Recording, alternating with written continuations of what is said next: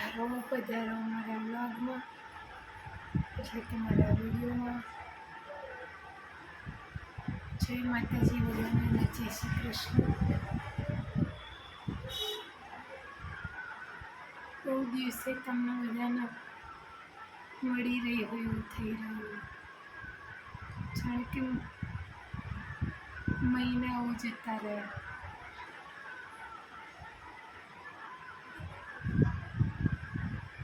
8 તારીખે દાખલ થયા, એના પછી બીજા દિવસથી જ તબિયત બપોર પછી બગડી ગઈ હતી. મારી દવાઓ બદલી હતી, આ વખત કીમો બદલ્યા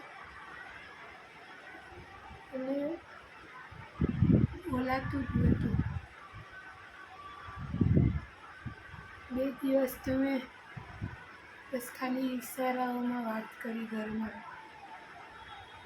આજે હિંમત કરી થોડી વાર ઊભી થઈ. આખું શરીર દુખાય છે, કંઈ સમજાતું નહીં શું થાય. આમ એવું થાય કે હવે ક્યારે સારું થશે. મને બહુ બધું આમ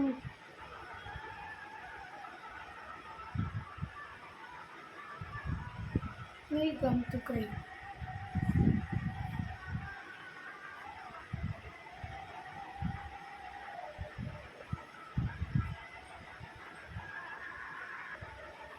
થાય કે કેમ ભગવાન આવું આટલી બધી પરીક્ષા ના લો ને.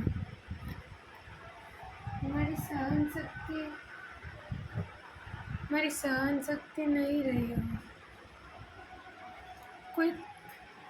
કોઈ કોને એમને કે મને સહનશક્તિ નહીં રહી. 3 મિનિટ બેસી નહીં શકતી અત્યારે.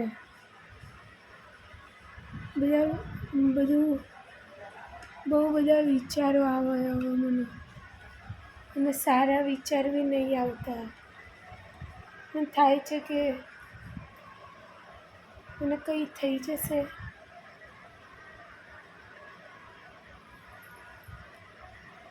આ વખતની દવાઓ બહુ અલગ છે. ઉલટી તો 5 મિનિટ રોકાતી નહીં એવું થાય. કંઈ ખાધું નહીં કે નીકળી ગયું નહીં, કે કંઈ પાણી પીધું કે નીકળી જાય. હવે ફરીવાર હસવું છે, ફરીવાર ફરવું છે ઘરમાં. લાલાને નવડાવવાનું બાકી છે.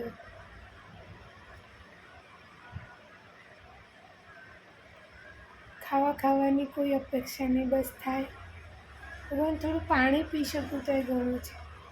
શાંતિથી પાણી ઉતરે ને ગળે તો એ ઘણું છે.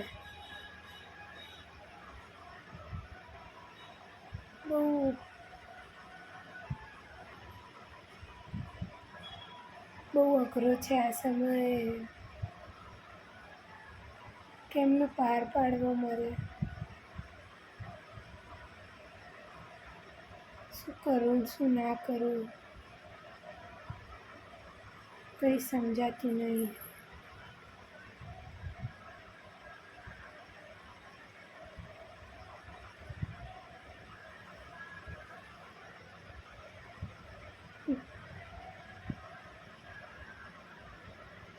એટલું અઘરું કેમ?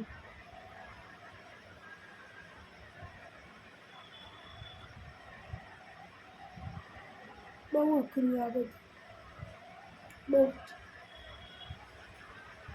કેટલા દિવસ ત્યાં હતા અને બીજા દિવસે બપોરથી તબિયત લથડી જ પડી હતી, માથું બહુ દુખતું હતું, શરીરના સાંધા બધું. પણ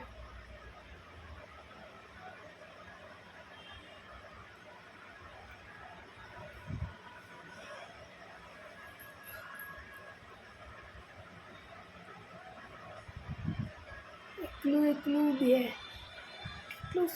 કેટલું સૂવું, નીંદર નહીં આવતી. ઉપરથી એટલી ગરમી પડે બહુ જ.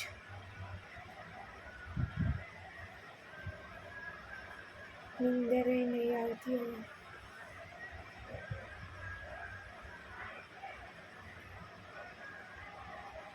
તમે બધા કેમ છો? નિમિષજી કહેતા હતા કે બધા બહુ મેસેજ કરી રહ્યા છે, તારી તબિયત પૂછે છે. ઇન્સ્ટાગ્રામમાં બી આવીને તબિયત પૂછે છે. મને બી કે મેસેજ કર્યા. ખૂબ ખૂબ આભાર એની માટે.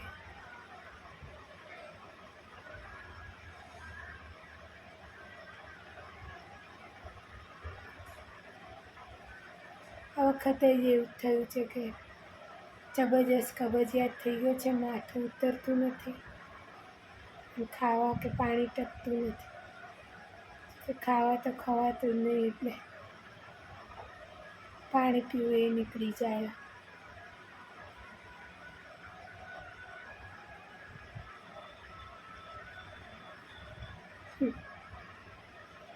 પેલા વખતે મને ખુશી હતી કે હાશ ચાલો ઉલટી નહીં થઈ મને આ વખતે, તો બીજી વખતે નહીં થાય.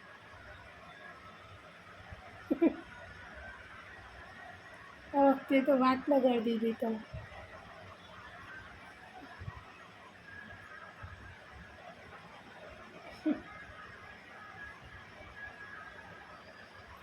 અનજ થઈ ગઈ એટલી બધી, બાપારે પાણી બી નહીં ટકતું એવું થઈ ગયું ભાઈ. શું કરું? આજ કદાચ લખેલું છે વેઠવાનું.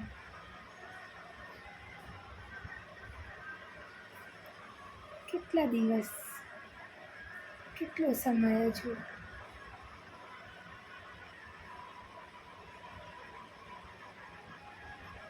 ખાટલામાં પડું છું તો જાતે ઊભી થવું બી અઘરું થઈ ગયું. વોશરૂમને બધે મમ્મીને લઈ જાય.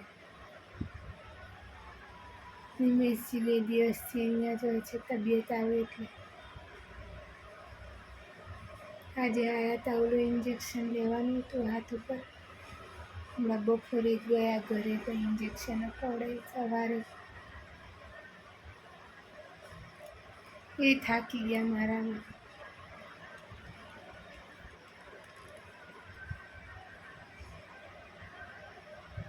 ખબર નહીં પણ ક્યારે બધું ઠીક થશે.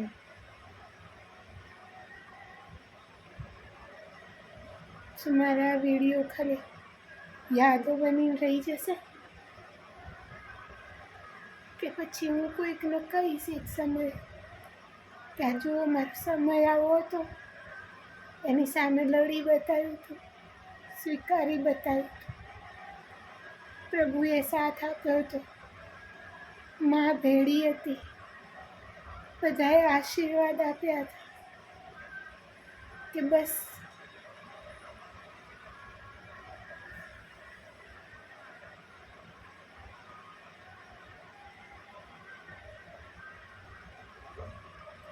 શરીર કામ જ નહીં કરતું.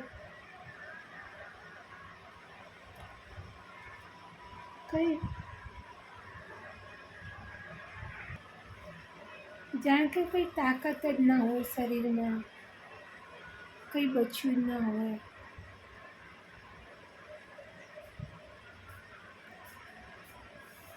સાડા 4 દિવસ થઈ ગયા અનાજ ખાતે,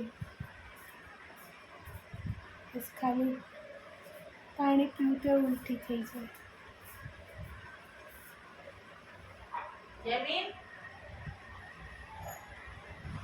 શી ખબર શું ધાર્યું છે ભગવાને. હવે તો આ વખતની દવાઓમાં મને બહુ જ તકલીફ થઈ રહી, બહુ જ.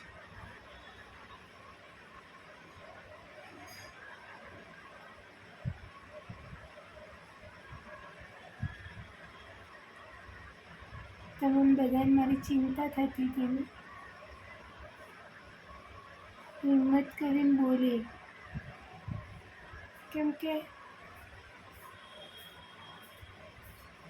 હવે કોઈ એમ ચમત્કાર થઈ જાય, મને સારું થઈ જાય એકદમ,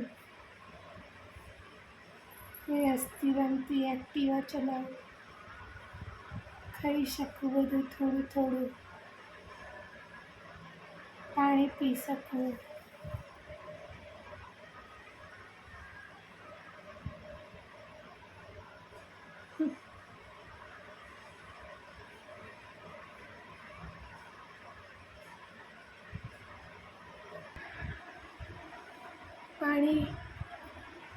પાણી પીવાનું બહુ મન થાય, પણ પાણી પીવું બધું નીકળી જાય.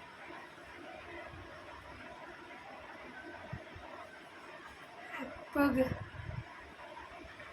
કામ જ નહીં કરતા.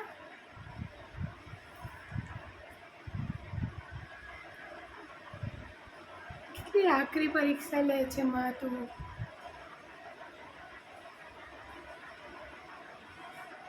બહુ આકરી પરીક્ષા લે છે માં.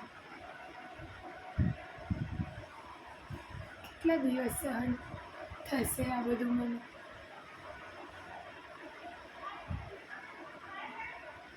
નહીં થાય ત્યારે શું થશે?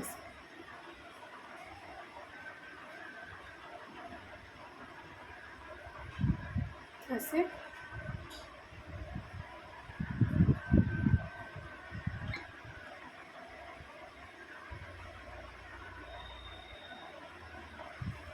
ખબર નહીં પડે. કંઈક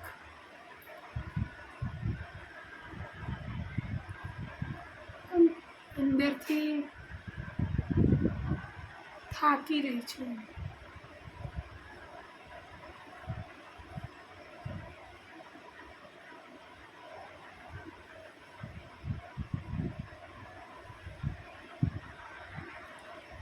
નથી કહી શકાતું, નથી સહી શકાતું.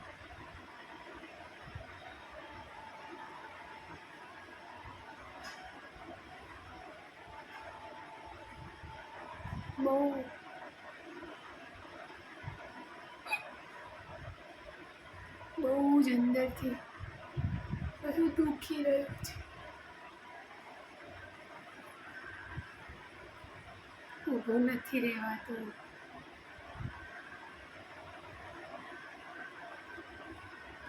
ખાવાતું બી નહીં. અફસોસ થાય છે પાણી નહીં રહેતું.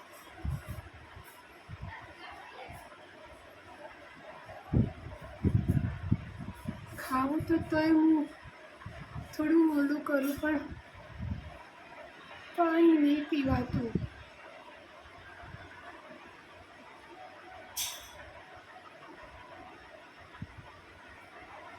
આજ મંજૂર છે પ્રભુડાને કદાચ બધું.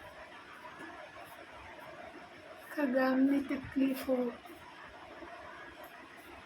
માથું તો એવું થાય 30 ગણું જાડું થઈ ગયું છે મારું, 30 ગણું.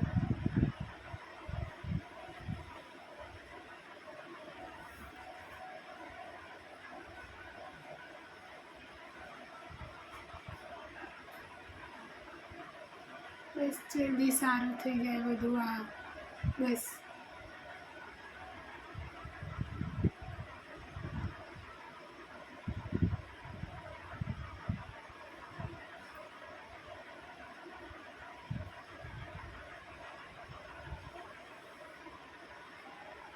દિવસ બહુ આકરા છે, બહુ જ.